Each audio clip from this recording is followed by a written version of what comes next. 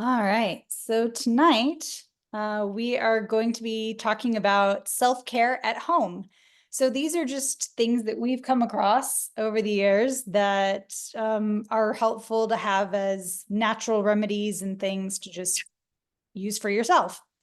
So we usually start out with quotes, but I couldn't decide which quote was best. So I included 5 little quotes.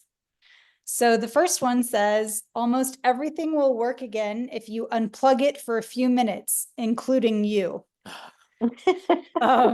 And so a lot of times we think in order for us to recharge our batteries or rest and recover, we need to plan some extravagant vacation or take an entire weekend or something that seems very significant. But in reality, if you can just take 5 minutes, 10 minutes, 15 minutes out of your day to picture yourself someplace relaxing, like on a beach, or to go outside and sit down and just listen to the birds and just do some deep breathing. Whatever it might be, it doesn't take a lot to recharge your battery, but you do have to unplug from all the screens and all of the dailiness that typically keeps you wired up.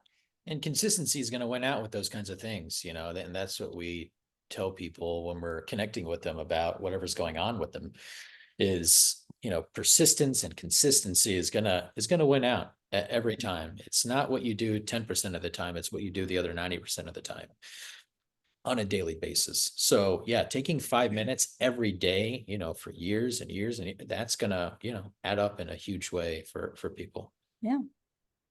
And then the next quote says, self-care is how you take your power back. Very true. Simple, but very true. And then self-care is giving the world the best of you instead of what's left of you. That kind of speaks to the whole put your own oxygen mask on first so that you have the bandwidth to then care for others. So that's what you should tell yourself if you are more of a giver than a receiver. That's the argument that you want to use against yourself to say, oh yeah, I want to give people the best of me, not what's left. Yeah. And so those are for people that are, big givers, which is great, but giving is not the same thing as receiving. And then to love oneself is the beginning of a lifelong romance. And that's Oscar Wilde, and that's wonderful.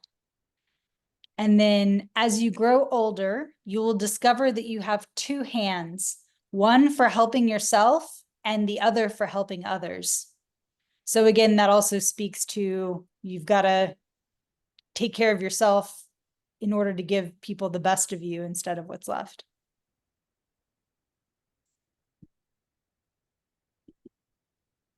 All right, so today we are diving into self-care at home. What are just some simple things that you can have available and do around the house to take care of yourself in natural ways? And for anyone who doesn't know, I'm Dr. Michelle. I'm Dr. Matthew. And we love to teach. And that's what we're here to do, is just teach you things that you can do to take care of you. Yeah. Yeah.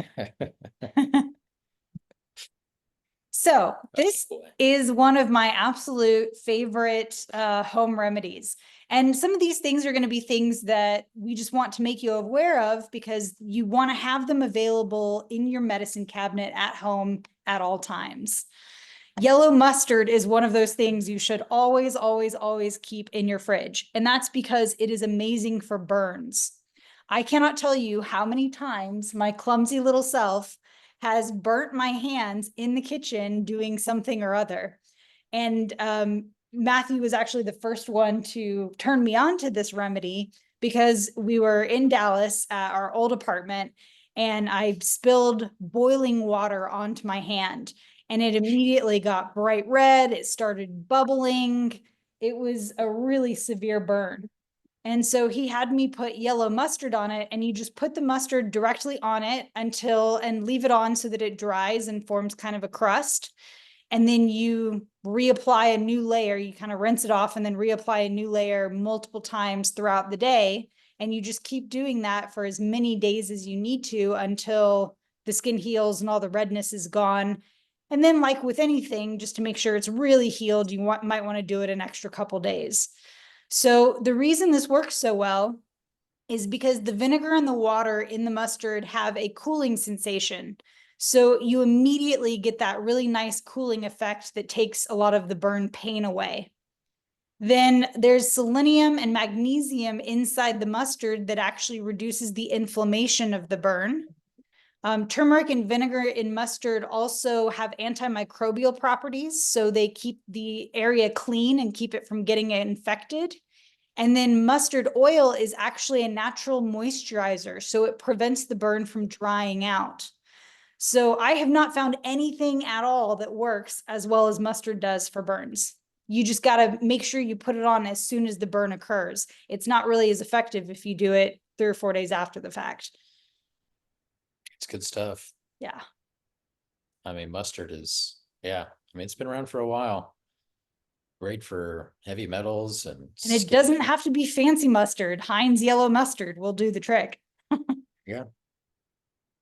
Yeah, don't do Dijon. No, that's, or a coarse ground mustard or anything like that. You don't need a fancy mustard. You just need plain yellow mustard.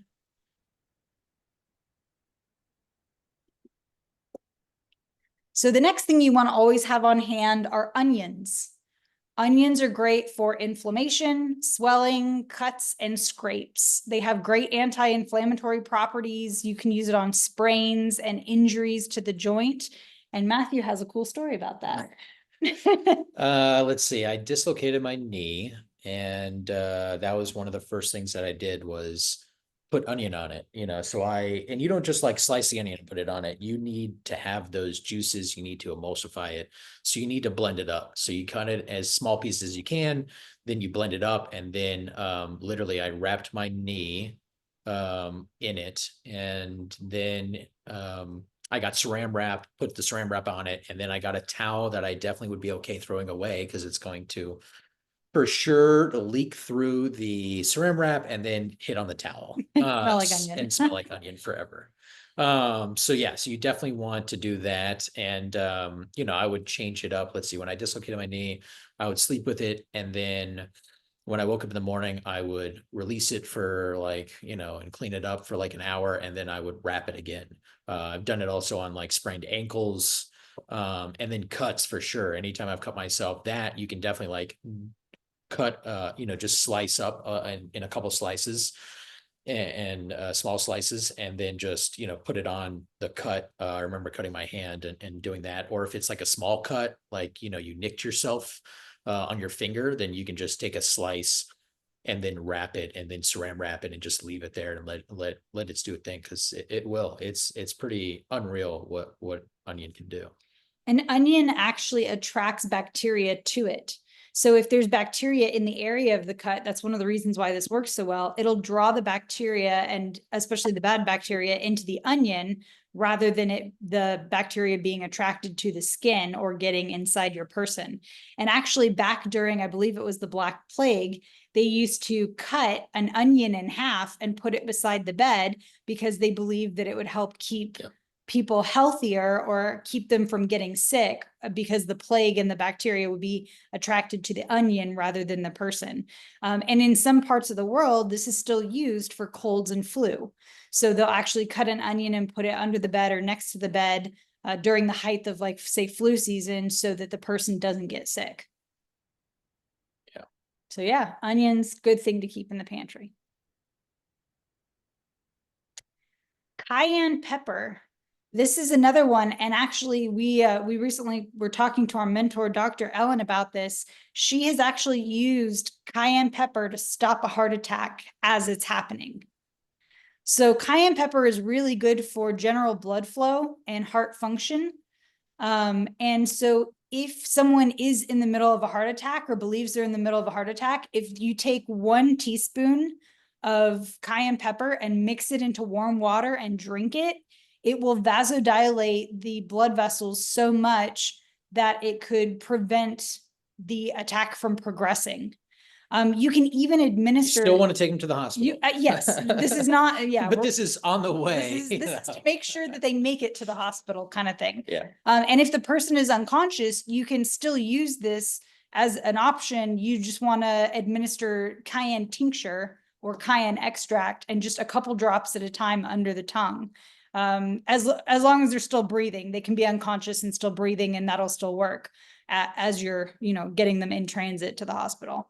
But cayenne pepper, especially for any people with blood issues or people with heart issues, this is a good thing to also incorporate in your cooking, because it'll just keep your blood healthy and nice and flowing and keep your heart happy. But it can also be used in the event of a heart attack. Crazy. Herbs are awesome. We like herbs. This is one of the things that we use as a kind of a go-to product. This is our all-purpose Ace Mannin powder. We use this all the time for everything from digestion to the immune system to skin issues to pets. So this is a powder that's extracted from the aloe plant. It's a very pure form of some of the best parts of the aloe plant. And so whenever we travel, we take large quantities of this while we're traveling, just to make sure that our bodies can keep up with whatever stress we're going to end up putting it under. So we take, gosh, how many scoops of this? When Like I'm traveling, 12? I'll No, do like 3 or 4 a day. like 3 or 4. Okay. So that would be the equivalent of like 6 to 8 pills. Okay. Yeah. So it comes with a little scooper in it. And so Matthew will just put it directly under his tongue. But if I'm obviously under the weather and traveling, then yeah, I might go up to like 9 or 10 or 11, because you can't really overdo it. No. But yeah. And then for like maintenance, I just do like 1 scoop a day. Yeah. And we've had people completely change their gut profile by doing this consistently, by doing like 2 scoops twice a day of this. I've seen people who have had really bad gut issues actually help heal their gut lining. Or even like skin stuff that is originally gut, right? Psoriasis and, eczema, yeah, things like that. Shingles. Yeah. We've you can even use it for teeth and gum health. You Mhm. can just put some on your finger and rub that in every day. Yeah, skin stuff for sure, warts. Yep. So we've used it on all kinds of skin stuff. I actually had a mild chemical burn on my chin several weeks ago, and I combined Ace Mannin with a carrier. So you can use like a salve or a silver gel or even just water if you want to. Make it into kind of a paste and put it over the skin area and then cover it with a Band-Aid. And especially doing that overnight, it makes all the difference in the world. My skin went from looking completely burned and bumpy and all kinds of, because a chemical burn, the mustard's not really going to work for that. Mustard is much better for heat burns. For a chemical burn, you're going to want to actually heal the texture of the skin in a different way. So I used the Ace Mannin and a salve, and I just combined them and put them on my chin. And within about 3 to 3.5 days, there you could barely tell that anything had happened there at all. And so then I, would just do it a few extra times just to make sure that the skin then normalizes in color and kind of fades back to the rest of it. But yeah, I mean, it really is all purpose. Yeah. What it can do. And so there's 50 grams of powder in one of these bottles, which is about a 3-month supply. And then the other thing we do is we put it in our dog's food. So she gets a scoop of this in her food every single day, and she doesn't have gut issues. Everyone comments on how soft her fur is, and she's currently trying to make an appearance because she knows we're talking about her. But we have just amazing results giving it to our pup. And here she is, like, I don't know if you guys can see her, but she's saying hello. Hi, Nyla. So this next one is one of my favorite recent finds. And by recent, I mean, I've been using these for probably about 3 months now. These are called soap nuts, and you can get them on Amazon, and they're actual nuts that grow on a plant. and they act as a natural laundry detergent. So they come as like dried husks, and when you buy the soap nuts, you usually get a little cloth bag that comes with it, and you just put a handful of these hulls or these shells from these nuts inside this bag, and when it mixes with water, it produces a kind of a soapy, it's called a saponin is what gets released. And that actually lifts dirt and oil out of cloth and out of clothing. They're eco-friendly, they're chemical-free, they're biodegradable, hypoallergic or allergenic. And so it's just a really great alternative to even something like baking powder or a laundry detergent. And I can't tell a difference in terms of using laundry detergent or using soap nuts. To me, they both work equally well. And they last forever. I mean, we bought one box 3 months ago, and I think I've barely gotten through a fifth of it, because you can reuse them until essentially they disintegrate, and then you need to put a new handful in. So also extremely, extremely cost effective. Love these little guys. No, they're great. They're great. And then a lot of times people ask, what do I use like for general cleaning purposes? This is another option that Dr. Ellen recommended to us. This is by a company called Miracle 2, and this is their miracle soap. And so I bought the big, large gallon jug, just like you see in the picture. And again, I've barely touched the surface of it because you want to dilute it. It's gentle enough for hair, skin, and body. So I primarily use it in my hand dispensers in my bathrooms, but it can also be used for general cleaning of any kind in the house. But it's also strong enough for industrial oil spills. And because of the components of it, it's even been known to help with joint and muscle pain. Now, I haven't tried necessarily putting it in my bath and bathing with it, but that is an option that they do talk about.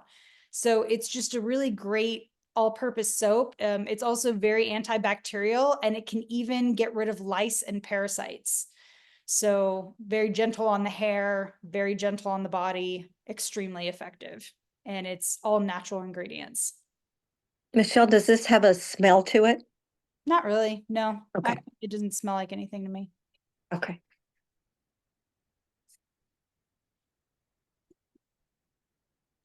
So now we have a couple recipes for you guys. The first one we have mentioned before. This is a recipe from Charles Barber. He also has this on his blog and on Crucial 4's website.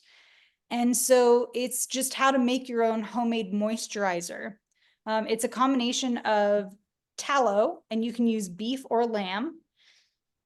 And then you want to use a coconut oil. You can either do it in the kind of more congealed form of coconut oil, or you can do MCT oil.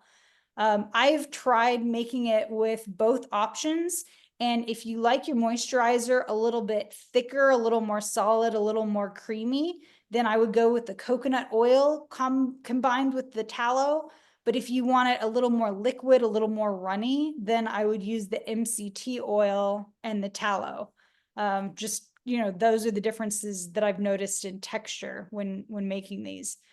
And then the other thing you want to get is some resin. And he mentions a bunch of different options for resin. You can do pine, spruce, copal, myrrh, frankincense. We tried a myrrh one, but it didn't quite melt. So we're playing around with the different options for that. We might just need to get it from a different company. But the idea is that you put it into the melted tallow and coconut oil, and then it also melts. But when you're melting it down, you're going to want to use a double boiler or some kind of a heat safe bowl over some boiling water on the stove. So just play around with it, and then you just whip it up. You just keep, you can either hand whip it or you can use a mixer. It doesn't really matter, but you just want to whip it, and as it cools, and then it'll turn into kind of a creamy consistency that you can use that's similar to a moisturizer cream. Yeah, it really is similar. And we're going to we actually turned this into a PDF as well as the next two recipes. And so I'm going to also put that in the chat here in a second so that you can download these as PDFs if you want these recipes for yourself at home. Yes, thank you. Yeah. Yeah, they're I also. can't write fast enough. Yeah, no, you're good. And they're also on the resources. Yeah. Okay. Yeah. So this next one is for homemade shampoo. I saw several different recipes and I've seen a lot online for like making your own shampoo bars and things like that. But then you get into melting lye and all that's super messy. So this is a little bit simpler, a little bit easier. And then you can also really customize it according to your hair color, which I always find a lot of fun. So for the shampoo, you're just going to combine water, herbs, and Castile soap.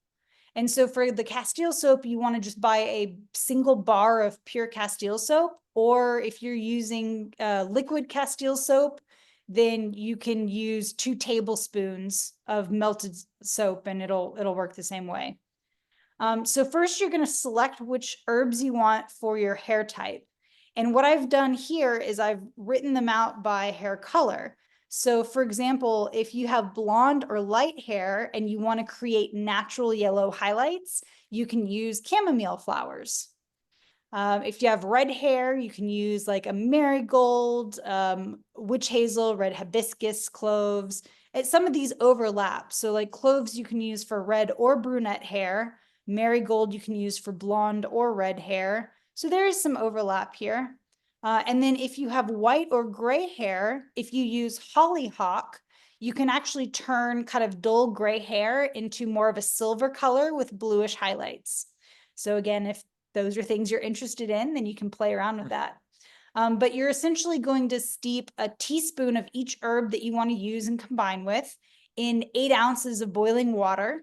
And then you're going to turn the heat off and let it steep for 6 hours. Then you're going to strain out the herbs until you have your herb water. And then you're going to boil the other cup of a separate cup of water in a pot and shave down the Castile soap, or again, you can use the liquid Castile soap, and you're going to stir everything together until it's all melted in that boiling water. And then you want to gently reheat your herb water and add 2 tablespoons of the soap to that warmed herbal infusion and keep stirring it. And then you'll add another cup of hot water as needed for the consistency that you want. Some people like their shampoo a little bit runnier. Some people like it a little bit thicker. And then once you take it off the heat and cool it, then you can pour it into a jar or a squeeze bottle. You just want to shake it up before you use it in the shower.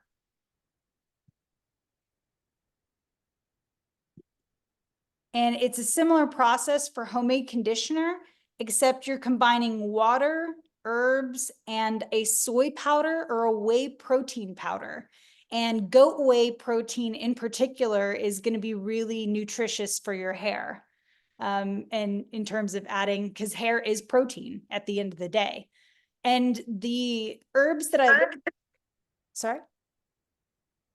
Oh, the herbs that I listed for the colored hair are different than the ones listed for the shampoo, but they're all interchangeable. So any of the ones listed, I just wanted to give you guys additional options of additional herbs you could use. So even though, for example, I didn't mention black cherry bark herbs for blonde hair on the shampoo, you could still use black cherry bark for the shampoo instead, if you want to. So, and then I haven't actually made these yet. I would love to at some point, but if you're in a pinch and you just want to buy your shampoo and conditioner online, the ones that I like right now are Brio Geo Superfoods for my shampoo. I love this because it's matcha and apple, and it's even got broccoli in it, and grapefruit and cucumber, and it's just really good stuff. And then this is my favorite conditioner that I found, and this is by Acure. And this is argan oil and pumpkin seed oil. And I found this to be extremely hydrating. And the key with conditioner, and this goes for whether it's homemade conditioner or store-bought conditioner, if you are somebody who is in particular prone to an oily scalp, you only want to apply conditioner to the ends of your hair. So for me, I only apply conditioner from about the middle of my neck down for the rest of my hair, and I have pretty long hair. So I'd never apply it to the top of my head or to the roots, because then it makes my scalp way more oily than it needs to be. Michelle, will you show one more time the shampoo? Can you turn around just a little bit? Does that? Okay, that's better. Yeah, I was trying to spell it. Yeah, Brio Geo is the Okay. shampoo I like. And then Acure is the conditioner. Thank you. Yeah. And both of those I just got on Amazon. We like to make things easy. Yes. Mhm. And that is our remedies. So I'm gonna stop recording. Thank you for joining. Hold on.